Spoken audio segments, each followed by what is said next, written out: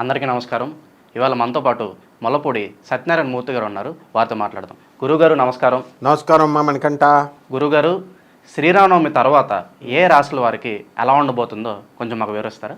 మనకి ఈ శ్రీరామనవమి తర్వాత 7 రాశుల వారు బాగుంటారు. ఒకటి వృషభ రాశి, తర్వాత సింహరాశి, తర్వాత తులారాశి, తర్వాత వృశ్చిక రాశి, తర్వాత ధనుస్సు రాశి, తర్వాత కుంభరాశి, ఆ తర్వాత మీనరాశి. మొత్తం ఈ రాశుల వాళ్ళంతా కూడా పరిపాలిస్తారు అని మనం చెప్పొచ్చు అనమాట. అయితే ముందుగా మనకి ఈ యొక్క వృషభ రాశిని చూద్దాం. ఈ వృషభ రాశి వాళ్ళకి ఏ విధమైన ఫలితాలు వస్తాయి? పాత మిత్రులు కలుస్తారు, స్కూల్ ఫ్రెండ్స్, ఇలాంటి ఫంక్షన్స్ జరుగుతూ ఉంటాయి కదా, అలా పాత ఫ్రెండ్స్ కలిసి వీళ్ళంతా కూడా విందు వినోద కార్యక్రమాల్లో పార్టీలు చేసుకుంటారనమాట. ఈ వృషభ రాశి వారు ఇల్లులు కొంటారు. ఇల్లు ఎంతవరకు కొన్నటువంటి వాళ్ళు ఇల్లు కొంటారు. వీళ్ళలో చక్కగా తులనాత్మకమైనటువంటి శక్తి, అంటే కష్టాలు వచ్చినా సుఖాలు వచ్చినా మనస్సు దృఢంగా తయారయ్యి దాన్ని బ్యాలెన్స్ చేసుకొని ముందుకు వెళ్ళేటటువంటి విధానం ఈ శ్రీరామనవమి తర్వాత ఈ వృషభ రాశి వాళ్ళకి అవుతుంది. అంటే దే విల్ బికమ్ స్ట్రాంగ్ అనమాట. అలాగే సోదరులతో వీళ్ళు చక్కటి రిలేషన్స్ అనేటటువంటివి బిల్డప్ చేసుకుంటారు. అరే ఆస్తుల కోసం పోరాడుకుంటారు కదా సాధారణంగా. పర్వాలేదులే, ఈ శ్రీరామనవమి తర్వాత ఏమవుతుందంటే నా తమ్ముడే కదా, కొంచెం ఎక్కువ వచ్చినా పర్వాలేదు, లేకపోతే తక్కువైనా పర్వాలేదు అని అన్నదమ్ముల మధ్య సర్దుబాటు అనేటటువంటిది ఉంటుంది. ఇక జనరల్గా ఈ వృషభ రాశి వాళ్ళు ఏ రాశి వాళ్ళు అయినా చూసేది ఏంటి? వృత్తి వ్యాపార ఉద్యోగ విషయాల్లో ఎలా ఉంటుంది అని చూస్తారు. ఈ ఉద్యోగ విషయంలో ప్రమోషన్స్, తర్వాత ఎదుగుదల అనేటటువంటిది కనబడుతుంది. ఇది వృషభ రాశి వారికి జరిగేది. ఇక మనం సింహరాశి వారి దగ్గరికి వద్దాం. ఈ సింహరాశి వారికి కోర్టు సమస్యల పరిష్కారాలు అవుతాయి ఈ శ్రీరామనవమి తర్వాత. ఎన్నో సంవత్సరాలుగా పాపం వాళ్ళు వెయిట్ చేస్తున్నారు కోర్టు సమస్యలతో. శత్రు బాధలు సమసిపోతాయి అన్నమాట. ఆ తర్వాత వీళ్ళ యొక్క సోదరీమణులు అంటే సిస్టర్స్ వీళ్ళ ఇళ్ళకి రావడం, విందు వినోద కార్యక్రమాలు జరుపుకోవడం, ఆ తర్వాత వీళ్ళు ఎవరైతే ఆడబడుచులతో అత్తగారులతో మధ్య రిలేషన్స్ అనేటటువంటివి బాగా బిల్డప్ చేసుకుంటారు. అలాగే పబ్లిక్ రిలేషన్స్ అనేటటువంటివి మెయింటైన్ చేసుకుంటారు. ఆ తర్వాత వీళ్ళ యొక్క పిల్లలు వద్దంటే చదువుతారనమాట ఈ సింహరాశి వాళ్ళు. మరి అరే మాకు పెళ్ళి కావడం లేదు అని బాధపడుతున్నటువంటి వాళ్ళందరికీ కూడా వివాహాలు మరి ఏప్రిల్ 22 తర్వాత మూఢం వచ్చేస్తుంది. మనకి మూఢం వచ్చేసి జూలై వరకు లేదు కాబట్టి పెళ్ళిళ్ళు అవడం లేదు. కానీ లేకపోతే అసలు వీళ్ళందరికీ పెళ్ళిళ్ళు అయిపోవాలి. అందుకోసం ఏం చేస్తారు, వీళ్ళు పెళ్లి సంబంధాలకు వెళతారు. పెళ్లి సంబంధాలకు వెళ్ళి ఎంగేజ్మెంట్లు ఇవి అవి అన్నీ పెట్టుకొని కూర్చుంటారు. ఇకపోతే తులారాశి వారి దగ్గరికి వద్దాం. ఈ తులారాశి వారికి భార్యాభర్తల మధ్య గొడవలతో సతమతమవుతూ వస్తున్నారు. ఇటువంటి ఈ గొడవలకి రిలీఫ్ అనేటటువంటిది ఈ యొక్క తులారాశి వారికి ఇప్పుడు ఈ సంవత్సరం ఈ శ్రీరామనవమి తర్వాత రిలీఫ్ వస్తుంది. ఆ తర్వాత భార్య తరపు ఆస్తులు ఉంటాయి. ఈ భార్య తరపుల ఆస్తుల్ని చూడరా నాయనా అని జీపీఏ రాసిస్తారు. జీపీఏ రాసిస్తే ఈ తులారాశి వాళ్ళు ఏం చేస్తారంటే దీన్ని దగ్గరగా హై లెవెల్లో అమ్మేస్తారనమాట. అమ్మేసి దీన్ని వేరే ఇల్లు కొందాము అని చెప్పి దానికి దాస్తారు, కొంత ఖర్చు పెట్టుకుంటారు. అంటే ఈ తులారాశి వారికి చక్కగా కలిసి వస్తుందన్నమాట. ఈ శ్రీరామనవమి తర్వాత భార్యాభర్తల మధ్య అన్యోన్యత అనేటటువంటిది పెరగడానికి అవకాశాలు ఉంటాయి. అయితే తులారాశి వారి పిల్లలు ఉంటారు కదా, వాళ్ళు మహా మొండిగా తరై వీళ్ళని ఏడిపించడం అనేటటువంటిది జరుగుతుంది. తులారాశి వాళ్ళకి విదేశీయానాలకు వెళ్ళాలనుకునేటటువంటి వాళ్ళు ఉంటారు. విద్యార్థులు విదేశీ చదువులకి, మరి విదేశీ సాఫ్ట్వేర్ వాళ్ళే కాకుండా ఇతర ప్రైవేట్ రంగాల్లో ఉన్నటువంటి వాళ్ళు ఆ విదేశీ విద్యని వీళ్ళు నేర్చుకుంటారు. విదేశాల్లో వీళ్ళకి ఛాన్స్ వస్తుంది ఉద్యోగరీత్యా. ఇకపోతే వృశ్చిక రాశి.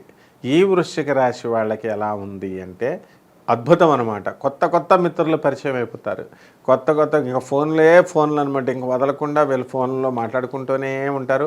పాత ఫ్రెండ్స్ పక్కకి వెళ్ళిపోతూ ఉంటారనమాట. అలాగే వాళ్ళ యొక్క తల్లిదండ్రులకి చక్కగా వీళ్ళు చూసుకోవడం అనేటటువంటిది చేయగలుగుతారు. అంటే ఫారెన్ నుంచి వచ్చి తల్లిదండ్రులు పాపం ఇండియాలో ఉన్నారు, అటువంటి వాళ్ళని కనీసం పలకరించడానికే 4-5 సంవత్సరాలు పట్టింది వీళ్ళు రాకుండా. అటువంటి వాళ్ళంతా కూడా ఇండియాకి రావడం, మీ తల్లిదండ్రుల పట్ల రక్షణ కల్పించడం కోసం వీళ్ళని ఓల్డ్ ఏజ్ హోమ్స్లో జాయిన్ చేయడమో, లేకపోతే చుట్టాలకి వీళ్ళని ఎండోర్స్ చేయడమో, ఈ విధంగా ఏదో ఒక కారణంతో చక్కగా ఈ యొక్క తులారాశి వాళ్ళు తల్లిదండ్రుల మీద ప్రత్యేకమైనటువంటి శ్రద్ధను పెడతారన్నమాట. తల్లిదండ్రుల యందు దయలేని పుత్రుడు పుట్టనేమి వాడు గిట్టనేమి, పుట్టలోని చెదలు పుట్టవా గిట్టవా విశ్వదాభిరామ వినురవేమ.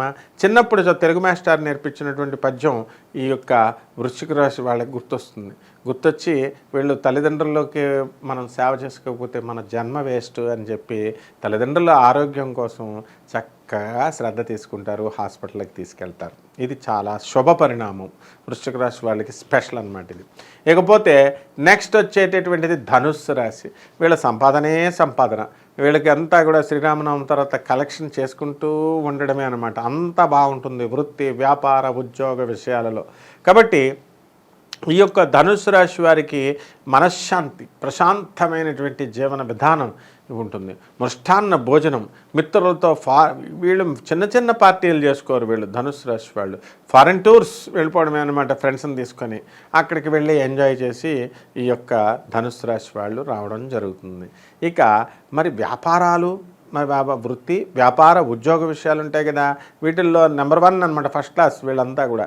ఎక్కడా కూడా రియల్ ఎస్టేట్ బిజినెస్లు, ఇలాగా ఈ బిల్డర్స్ ఉంటాయి, వీళ్ళు ఎక్కువ ఎంజాయ్ చేయడానికి అవకాశాలు ఉంటాయన్నమాట. సొంత ఊర్లకి వీళ్ళంతా కూడా ధనుస్సు రాశి వాళ్ళు వెళ్తారు.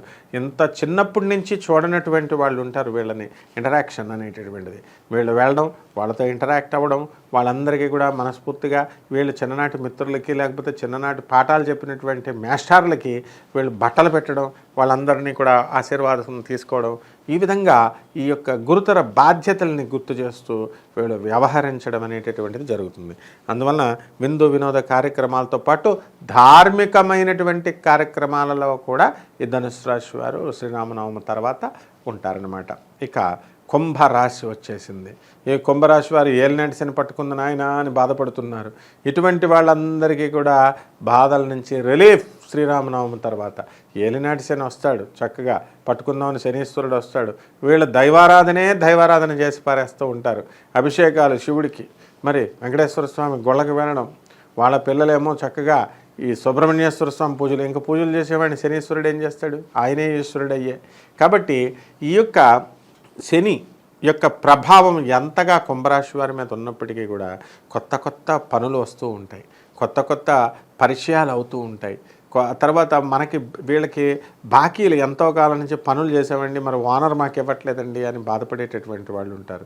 అటువంటి వాళ్ళకందరికీ కొంచెం విడతల వారీగా ఫస్ట్ కౌన్సిలింగ్, సెకండ్ కౌన్సిలింగ్ ఇలాగా కొంత డబ్బులు ఇన్స్టాల్మెంట్స్లో వీళ్ళకి డబ్బులు అప్పుల వాళ్ళు ఇవ్వడం జరుగుతుంది. అయితే మేము స్థలం అమ్మేసాం, లేకపోతే ఒక ఇల్లు అమ్మేసామండి, మళ్ళీ మేము కొనుక్కోగలుగుతామండి అని బాధపడేటటువంటి వాళ్ళు ఉంటారు. ఖచ్చితంగా కుంభరాశి వాళ్ళు కొంటారనమాట, బాధపడాల్సినటువంటి అవసరం లేదు. అయితే ఏలినాటి శని ప్రభావ సమయంలో మనస్సు బాధగా ఉండాలి. కాబట్టి భార్య అరే పిల్లల్ని చూసి నేను వీళ్ళకి సరిగ్గా చేయలేకపోతున్నానే అనేటటువంటి బాధ ఈ కుంభరాశిలో ఉంటుంది. ఆల్రెడీ వెల్ సెటిల్డ్ 4-5 బిల్డింగ్లు ఉంటాయి వీళ్ళకి, అయినా సరే ఇంకొక బిల్డింగ్ నేను కొనివ్వాలి అనేటటువంటి ఆశని ఈ కుంభరాశి వారికి రాహు కల్పిస్తూ ఉంటాడు. ఇకపోతే ఆఖరిగా మీనరాశి. ఈ మీనరాశి వాళ్ళు ధూమ్ధామ్గా సెలబ్రేట్ చేసుకుంటారు. వీళ్ళు శ్రీరామనవమి తర్వాత శ్రీరామనవమి కళ్యాణం చక్కగా చేసుకుంటారు. ఆ తర్వాత వీళ్ళ జాతకం పరిగెడుతుందన్నమాట. కాబట్టి విందు వినోద కార్యక్రమాల్లో ఫ్రెండ్స్తో సెలబ్రేట్ చేసుకుంటారు. నర్మదా పుష్కరాలకు వెళతారు వీళ్ళు చక్కగా. ఆ తర్వాత అక్కడ దైవారాధనలు ఇవన్నీ కూడా పెరిగిపోతాయి. తర్వాత వీళ్ళ యొక్క పుత్రుల ఉత్సాహము, భార్య యొక్క ఆరోగ్యం గురించి ఎక్కువ శ్రద్ధ తీసుకుంటారు. వీళ్ళ ఆరోగ్యం గురించి తీసుకోరు. వీళ్ళ భార్య యొక్క ఆరోగ్యం పాడైపోతుందేమో, అన్నం తిన్నావా అని చెప్పి అతిగా ప్రేమగా వీళ్ళు అడుగుతుంటే ప్రేమతో వాళ్ళ భార్యలంతా కూడా, మీనరాశి భార్యలంతా కూడా ఉక్కిరి బిక్కిరి అయిపోతారు. రవీంద్ర నాయన మా ఆయనకి ఏంటి ఎంత శ్రద్ధ చూపిస్తున్నాడు అని. ఆ విధంగా ఈ మీనరాశి వాళ్ళందరికీ కూడా బ్రహ్మాండంగా ఉంటుందన్నమాట ఈ శ్రీరామనవమి తర్వాత. రావాల్సినటువంటి విదేశీయానాలు నాకు రావడం లేదే, విదేశీ ఛాన్సెస్ అని వెయిట్ చేసుకునేటటువంటి వాళ్ళకి నిరాశపడాల్సినటువంటి అవసరం లేదు. మళ్ళీ వస్తాయి, అవకాశాలు వస్తాయి. ఈ దేశం కాకపోతే ఇంకో దేశం ట్రై చేసుకోవాలా, ఈ ఉద్యోగం కాకపోతే ఇంకొక ఉద్యోగం, పాజిటివిటీ అనేటటువంటిది నెరవేర్చుకోవాలా. ఈ పాజిటివిటీ ఇచ్చేటటువంటి వ్యక్తులు ఈ మీనరాశి వారికి తారసపడతారనమాట. అంటే వీళ్ళని డిప్రెషన్లో పడగలిగేటటువంటి మనగాళ్ళు ఇంకా లేరనమాట. కాబట్టి ఈ విధంగా ఈ రాశులంతా కూడా శ్రీరామనవమి తర్వాత అంతా కూడా తిరుపతి వెంకటేశ్వర స్వామిలాగా తిరుమలరావు అనేటటువంటి తిరుమల పేరు అంటే నిత్య కళ్యాణం ఇక్కడ తిరుపతిలో అంత బ్రహ్మాండంగా ఉంటుంది. కాబట్టి వీళ్ళందరూ కూడా తిరుమలరావు అంటే మన వెంకటేశ్వర స్వామి అనమాట. అంటే ఆ తిరుమలరావు గారి లాగా ఆ శ్రీ వెంకటేశ్వర స్వామి అంత చక్కటి వైభవాన్ని, ప్రాభవాన్ని వీళ్ళంతా కూడా అనుభవిస్తారు. చాలా చక్కగా వివరించారు గురుగారు. శ్రీరామనవమి తర్వాత ఏ రాశుల వారికి ఎలా ఉంటుందో మాతో షేర్ చేసుకున్నందుకు ధన్యవాదాలు. ధన్యవాదాలు.